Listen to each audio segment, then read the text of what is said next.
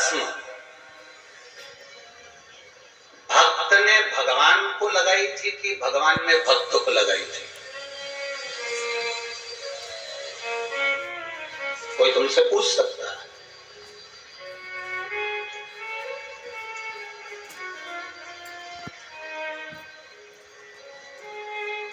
भगवान शिव के शरीर पर सबसे पहली भस्म का दर्शन शंकर भगवान ने उस भस्म का दर्शन किसको दिया था? कभी कभी जब समाज के फंक्शन होते हैं उसमें जब क्वेश्चन पूछे जाते हैं तो उसमें ये प्रश्न रखना चाहिए कि सबसे पहली भस्म का दर्शन शंकर भगवान ने किसको कराया था? और भक्त ने शंकर भगवान कौन सा भक्त था वो जिसने भस्म का दर्शन किया था शिव के शरीर पर? और वो भस्म भी उस भक्त के कहने पर प्रसाद के रूप में मिलने लगी। आप उज्जैन जाएंगे तो वहां भस्म मिलती है, बोलो रे जी मिलती कि नहीं मिलती? आप काशी जाएंगे तो वहां भस्म मिलती है। आप जहां शंकर भगवान के द्वार पर जाएंगे, आप गोरखनाथ जी का दर्शन करने जाएंगे, वहां भस्म प्राप्त होती है। आप किसी अन्य स्थान पर पहुंचेंगे तो वहां भस्म प्राप्त होती है। उस भस्म की महत्वता, भस्म को प्रसाद के रूप में क्यों दिया जाता है? भस्म का प्रसाद किस कार्य में आता है?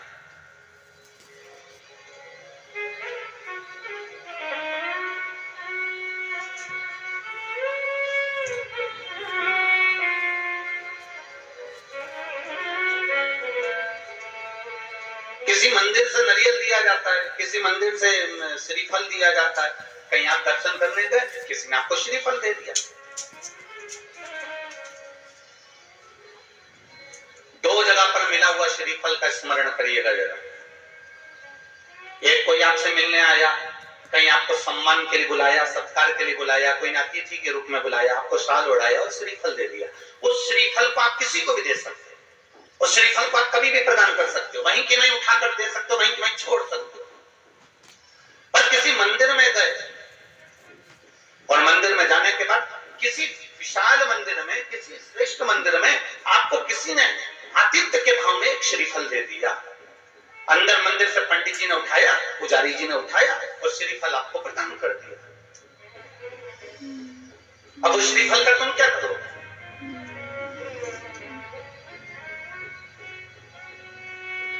अब किसी को लगता है कि हम इसको फोड़ कर खा गए और अपमान हो गया तो भगवान का, और किसी को लगता है इस श्रीफल को हम अपने घर में कहीं लाल कपड़े में, कहीं पीला कपड़ा में, कहीं इस कपड़े में बांध के रख लेते हैं। महाराज, कई लोगों को लगता है श्रीफल को हम किसी दूसरे को देते हैं, पर भगवान का प्रसाद हमको मिला था, हम कैसे दूसरे को देते? वो श्रीफल जो गुरु ने दिया है, वो श्रीफल जो मंदिर से मिला हुआ है, वो श्रीफल जो किसी ने प्रदान करा है, वो श्रीफल जो किसी सदगुरु के हाथ से मिल गया, वो श्रीफल जो मंदिर में हम दर्शन करने गए, पुजारी जी ने, पंडित जी ने भगवान के सामने उसको छुआ कर हमको दे दिया। उस श्रीफल की महत्वता का व्याख्यान वर्णन प्रसाद के रूप में। आप उस श्रीफल को अगर कोई कह दे कि इसको तुम्हें जीवन पर्यंत रखना है तो भले रखो, पर अगर उन्होंने केवल आतिथ्य के भाव से कि आप भगवान का, देवी का दर्शन करने आए हो, राम का दर्शन करने आए हो, श्री हनुमान जी का दर्शन करने आए हो, ठाकुर जी का दर्शन करने आए हो, तो आपको उस भाव में उन्होंने श्रीफल प्रदान कर दिया, तो उस श्रीफल को आपको 5 रात्रि, 3 रात्रि या 7 रात्रि अपने घर में रख सकते हो, 11 रात्रि तक भी रख सकते हो।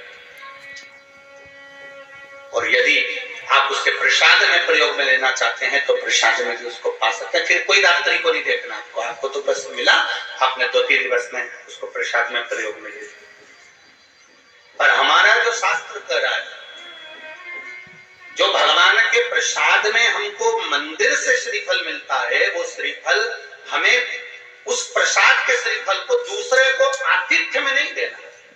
हम बहुत गलती कर जाते हैं कई बार, उस श्रीफल को हमने बाकी के श्रीफल के साथ मिला लिया और मालूम पड़े वो दूसरे को चले गया। नहीं, या तो उसको प्रसाद के रूप में प्रयोग कर लो, या फिर उसको रखने के बाद में फिर किसी श्रेष्ठ जगह पर उसका विसर्जन हो जाए तो श्रेष्ठ।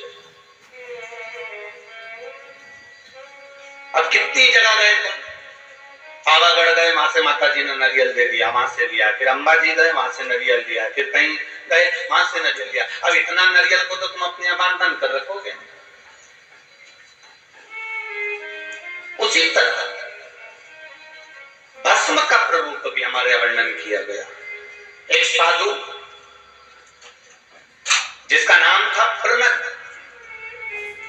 क्या नाम है? जम के बोलो जरा, प्रणत बोलो जम के। प्रणत नाम का साधु तपस्वी मुनि संत जो भगवान शंकर की आराधना करता, उसको शिव की आराधना किसी का कुछ भाता ही नहीं।